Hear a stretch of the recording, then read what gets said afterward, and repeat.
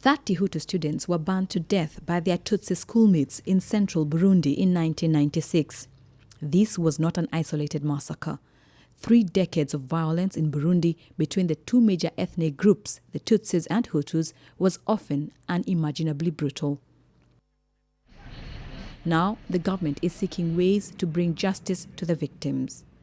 Jean-Luc Marx heads UN Human Rights Office in Burundi. There cannot be peace without reconciliation, and there cannot be reconciliation without justice, especially for the most serious crime, meaning genocide, war crime, and so on.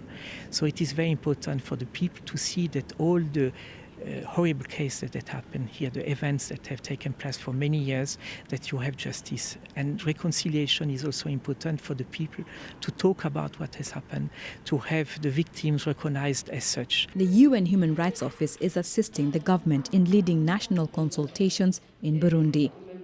Remy Nahimana, a former school teacher, says he witnessed many ethnic-related murders over the years. Remy, a Hutu, is attending the national consultations. He is among the thousands of victims of the conflict.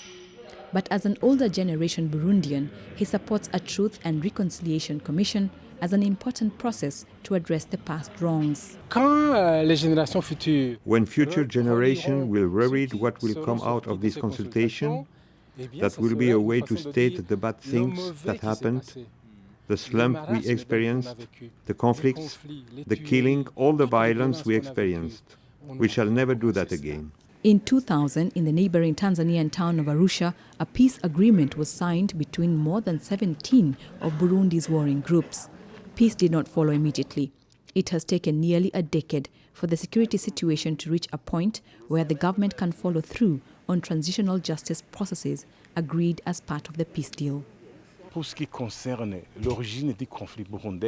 Reconciliation starts with the origin of conflicts in Burundi.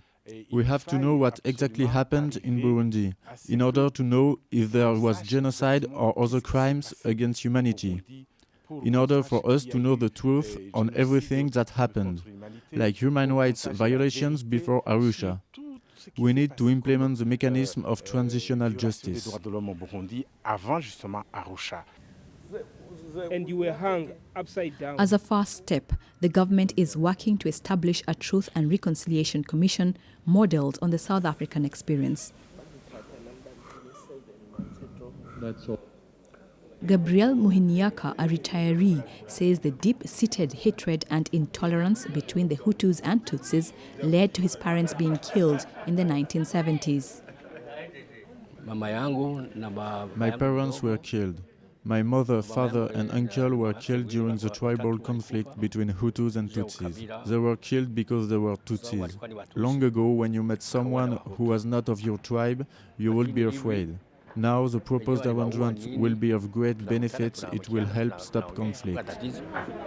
The Arusha Peace Agreement envisaged 3 transitional justice mechanisms: an International Commission of Judicial Inquiry, a National Truth and Reconciliation Commission, and an International Criminal Tribunal. All of these processes, alongside reform of the military, police, and judicial processes, should help unravel the deep-seated discriminatory beliefs that drove the violence. Burundi's government and its people will then be able to hold accountable those responsible for the atrocities that left more than 500,000 people dead.